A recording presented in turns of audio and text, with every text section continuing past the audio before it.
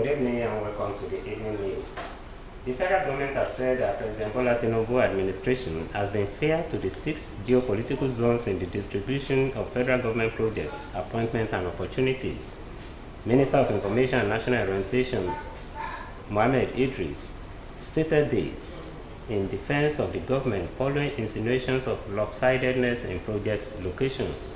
In a statement, he listed the projects and their value in each of the 6 geopolitical zones with the data in which Northwest is the biggest beneficiary, with projects worth 5.97 trillion naira, over 40% of approvals given by the government since Tinubu took over power in 2023. Others are South-South 2.41 trillion naira, North-Central 1.13 trillion naira, Southeast 407 billion naira, Northeast 400 billion naira, and Southwest 604 billion naira, excluding Lagos. He insisted that the administration has demonstrated commitment to balanced development and inclusivity since assuming office, saying Tinubu's administration has been guided at all times by principles of fairness, justice, equity in the distribution of federal government projects, appointments, and opportunities in the 6 geopolitical zones of the country.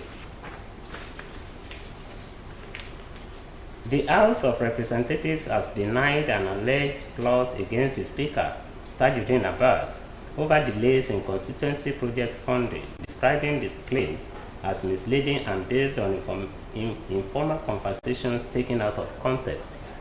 In a statement by its spokesman, Akin Rotimi Jr., the House faulted a media report which suggested that this discontent over unpaid constituency projects was threatening to trigger a showdown against the Speaker.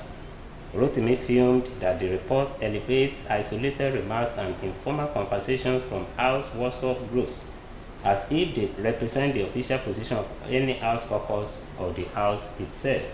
According to him, the 10th Assembly remained united under Abbas despite its diversity of political, ethnic, and religious affiliations. While acknowledging delayed contractor payments, Rotimi said the issue was not peculiar to constituency projects by lawmakers, but was part of wider fiscal challenges across the Federation.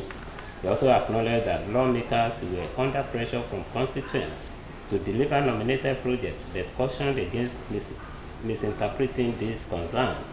On the controversy surrounding the recruitment into the National Assembly bureaucracy, he distanced the House leadership from the process, insisting that it is the exclusive responsibility of the National Assembly Service Commission. The recent hike in international passport fees by the federal government has continued to generate reactions among Nigerians, as many lament the timing and lack of proper sensitization before the increment. In his reaction, while speaking with OSBC News, an analyst, Dr. Yinka Anju, stated that the increment was imminent going by the economic situation of the country.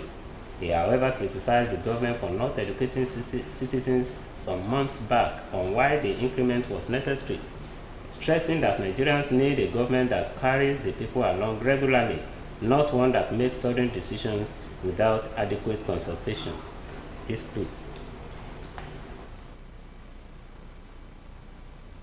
If we are getting a passport for 5 years for 100,000 now, so that's in 32 pages or so, for me, it's better. Get my drift. If they didn't do that, they can be increasing on a yearly basis. It will be far more than what we are getting for 5 years. That's my thinking, maybe as an economist. That's that.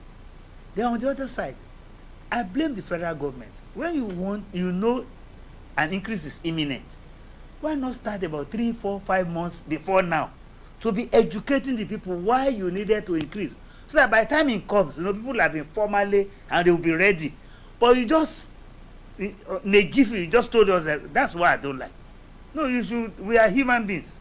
You cannot just bring something and you say, take it or leave it in. I don't support that.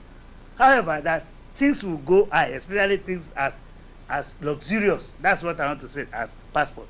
We should expect it. But they should have told us, they should have prepared our minds. A district court in Finland has sentenced Nigeria-born Finnish Simon Ekpa to 6 years in prison for terrorism-related crimes and other offenses.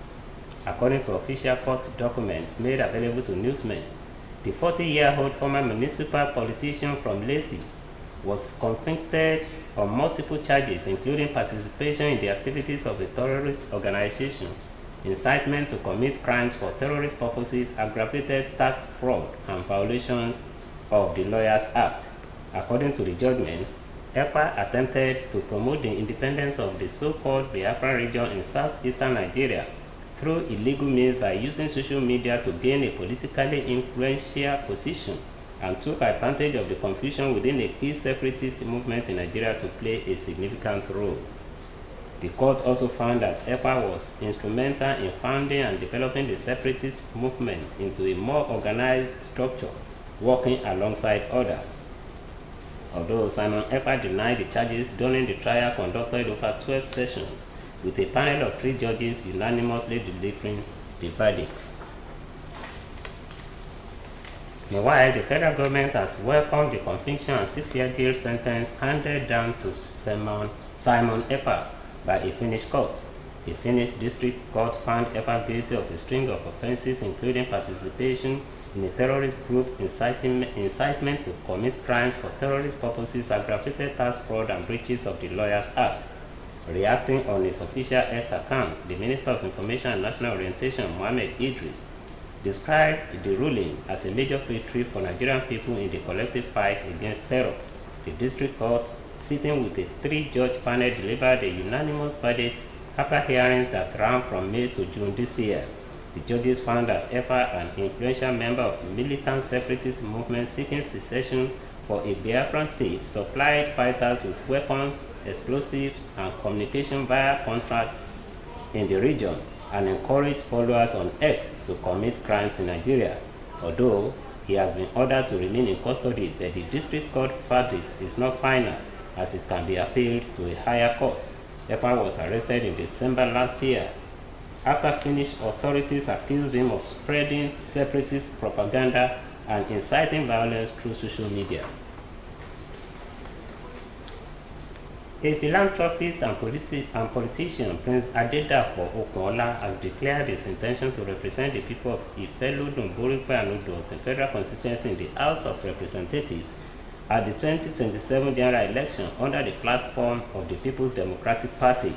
Prince Abiodun, who made his intention known at a meeting with the leaders and members of the PDP in Ifelodun, Borikwe, Udot in federal constituency held in Ukuku, stated that it was born out of the need to gather support for Governor Adeleke in preparation for the forthcoming gubernatorial election in the state, for the continuation of the transformative development the state is witnessing under his watch. Prince Okunola appealed to Osun residents who are 18 years and above without permanent voters cards to take advantage of the ongoing voters registration exercise to get their PVC and vote for the continuation of good governance, which the People's Democratic Party under Governor Adeleke stands for.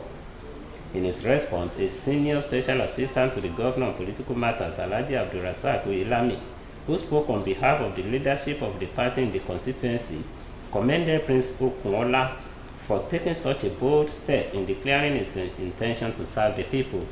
He noted that Prince Okunola has been contributing enormously to the growth of the party even without holding any political position, adding that what matters most is for the PDP to remain strong and united, just as he maintained that they will abide by the decisions of the leadership of the party.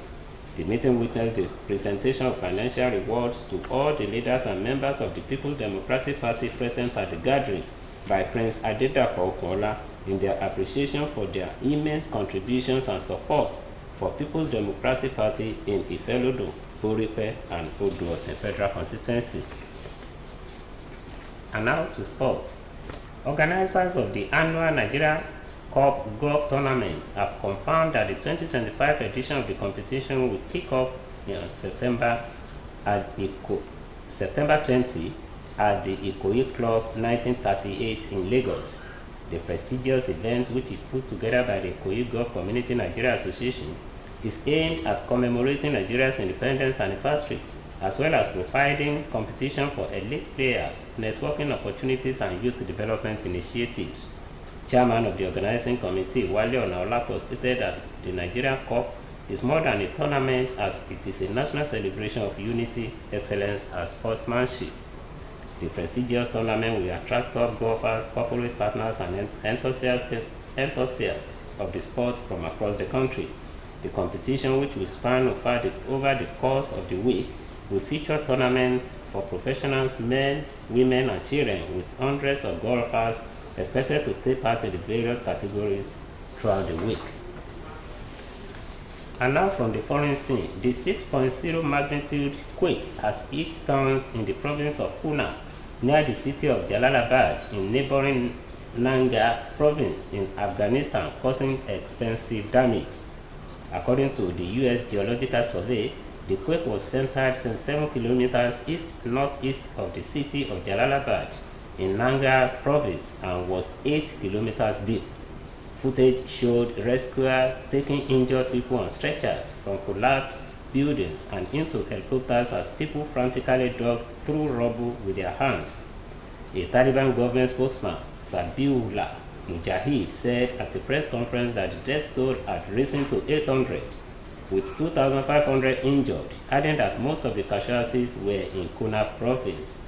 Buildings in Afghanistan tend to be low-rise constructions, mostly of concrete and brick, with homes in rural and outlying areas made from mud blocks and wood, while many are of poor construction.